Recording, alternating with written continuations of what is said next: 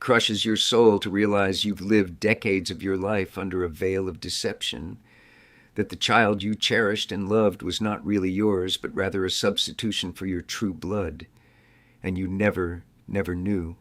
It happened in 1952, one of those quintessentially warm summer nights, the kind where everything seems unrealistically perfect. But what I didn't know was that it was the night my life would change forever, a night that cast its long shadow into the very fiber of my being today. We sailed into those dark waters of secrecy and betrayal, without an inkling of the storm that would eventually leave me longing for the truth I could never uncover. Until now. It was a simple little bungalow in upstate New York where we lived. Our garden was our pride, bursting with roses that my wife and I planted with our own hands. In the tender years when life seemed gentle and generous, every petal held a part of our youthful aspirations. I see myself now, just an old man walking mindlessly through the overgrown paths. Each rose bush feels like a relic from a bygone time, a ghost of what once was. As I bend down to prune a rose, aching for the vibrant days when I tended these blooms in full health, it feels as if the weight of long-buried secrets were never meant to uncover tug at me, endlessly intertwining with the garden's roots. I used to keep a journal, filled with messy scribbles of my daily life. Journal entries captured in earnest the sincerity of our early days as a family. The birth of my daughter, though strange due to the nerves that beset me, was gloriously etched on paper. My hands now shaky, I leaf through the pages, gingerly tracing over the ink I poured out in sheer innocence of the true circumstances. This leather-bound volume, a testament to my past, housed its own set of secrets in its folds. Each turn holds a memory, a moment in time, deteriorating with every touch, and with each fragile page turned, the haunting truth becomes more palpable. The camera pans to a dusty mantelpiece adorned with family portraits, a permanent fixture in a home filled with whispers of laughter and atrocities. There was one particular picture that caught my eye. My wife cradling our daughter, a softly faded reminder of the days of innocence. The truth I discovered later on, of the silent exchange that replaced our baby that day, painted a stark contrast against those innocent eyes in the photograph. My fingers linger on the photo glass. It's cold and unyielding, much like the truth I've uncovered. The memories captured are tender and unblemished, blissfully unaware of the deception that was interwoven with love. Every Sunday, my wife would disappear just after lunch, claiming errands to run. Back then, I never imagined those absences harbored secrets. Now, reminiscing in our kitchen, traces of her scent still faintly linger, embedding itself in tiles and echoes. I stand by the window where she used to overlook our small garden, each Sunday etched in the core of my being, unheralded by any signs of what she was hiding.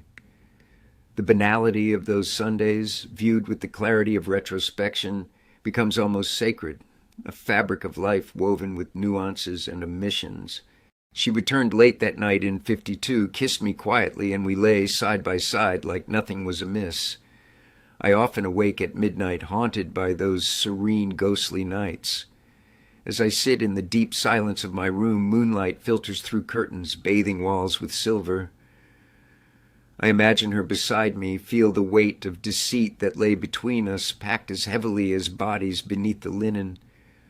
The tranquility that masked our betrayal lingers, a lingering breath against my skin in the hush of these midnight hours, seeping deeper every night without fail.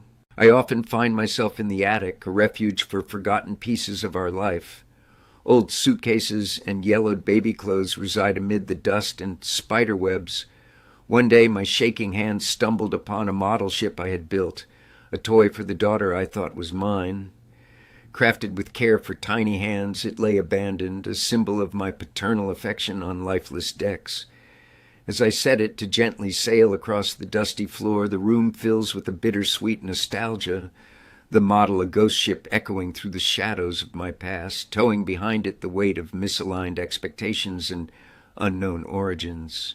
Walking through the town square, I meet faces who knew nothing of my story. The market's lively buzz contrasts sharply against the quiet turmoil within me. Fresh produce stands colorfully lined the walkway with vendors haggling spiritedly over fruits and flowers. Children chase pigeons, and for a moment it's as if time stands still, as if I'm just another face in this familiar landscape.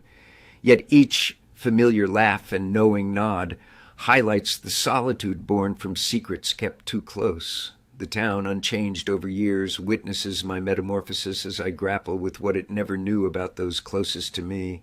I stumbled upon an old letter. Its script faded and delicate. My wife kept a hidden box, each letter a confessional artifact unread by me until now. These letters painted an untold autobiography, decades of secrets written but never heard. Alone in my study, with trembling fingers, I read her words, each revelation cutting deeper into our shared history, etching its scars upon my heart. Her narrative detailed an alternate universe, one where truths fluttered on paper rather than whispered through evening talks. The betrayal of unread words buried in parchment haunts me, the void created by their unspoken power immense and inescapable. Ambling along the coastline, the ocean stretches infinitely reminiscent of my days aboard ships. The waves kiss the shore, a rhythmic beat comforting in its constancy. Each crash echoes memories from a life lived long on the seas, of horizons only hinted at but never reached. Even as a young sailor, I was oblivious to the undercurrents that would become my homebound narratives. Reclining on the cool sand, I am enveloped by the salty embrace of nature's own catharsis, reflecting on how my life, so intertwined with the tides, could have meant one thing, but instead signified another. Back home there are still vestiges of the nursery I painted for my daughter. Though long grown, the room retained its cheerful hues and playful motifs, a place untouched by the passage of time's ruthless eraser. I find myself standing at the threshold, reluctant to breach this haven of innocence. The freshly revealed truth now paints over the walls with hindsight's merciless strokes. Each teddy bear, now faded and sagging on straining shelves, feels like they witnessed every unspoken secret, every bedtime story, unaware of the story that loomed behind their watchful, twinkling eyes. The chapel in our town was a sanctuary in hard times. I often find solace sitting alone in the back, where flickering candles burn with the combined hope and promises of countless souls. It is here that I sit with the turmoil of the knowledge I have carried these past months.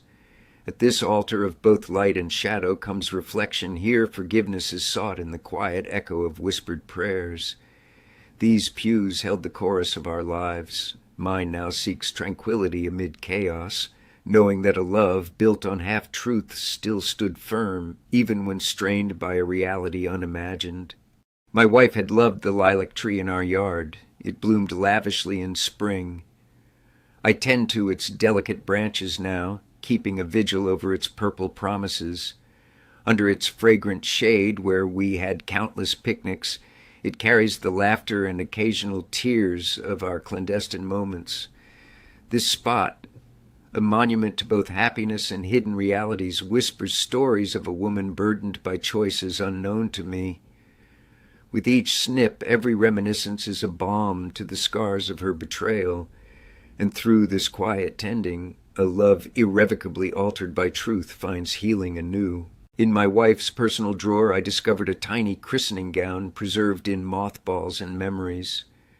Stark white, untouched by age, it had been meant for our daughter. Handling it brought forth a rush of emotions, from the joy of anticipated parades of parenthood to the heartbreak of unrecorded ones. I remember stitching her name myself into tiny seams, my hands strong and sure, oblivious to the unfolding betrayal. Now it represented a past mislaid and a future untold, its tiny form a poignant emblem of mistruths and an opportunity thief's haunting shadow. We had sunk so many memories into our brown leather armchairs, lived in and worn by countless nights of shared stories and familiar silences. From that vantage, we had watched stormy weather and sunshine alike pass beyond our windows.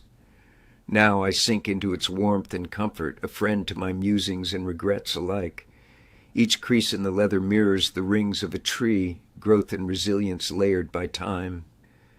It was here, in these particular shadows, life's truest revelations were often pondered, softly whispered among the rhythm of creaking leather and shifting history. During my most reflective moments, I find solace sketching by the lake. It's both my escape and confrontation. The mirrored waters prove a canvas as unyielding as the truths I face daily. I sketch perpetually, strokes echoing questions without answers. The scene before me unchanging yet ever-shifting with the day's reflection.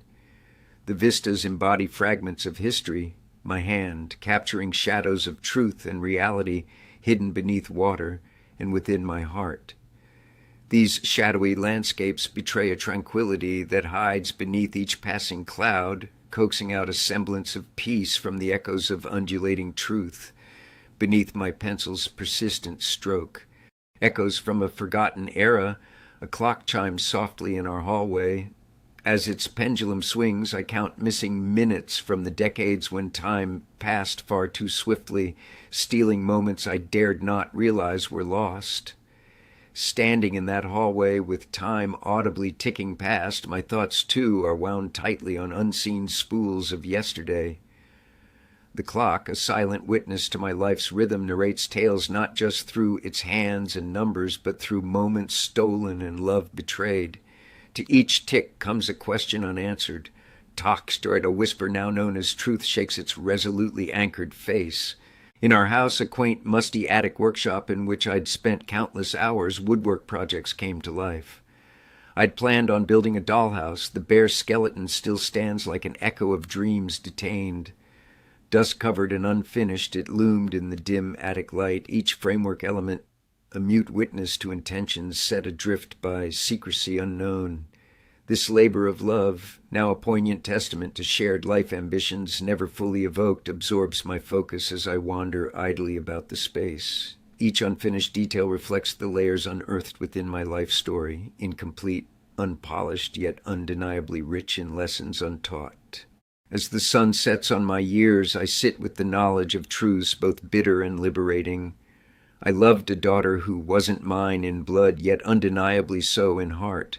It's a cruel irony that love can endure, even fabricating joy upon fractured foundations. But for anyone hearing my story, know that truth eventually finds its way to light, no matter how tightly you try to seal it away. I just wish I had known. If you want to hear more stories like mine, please subscribe.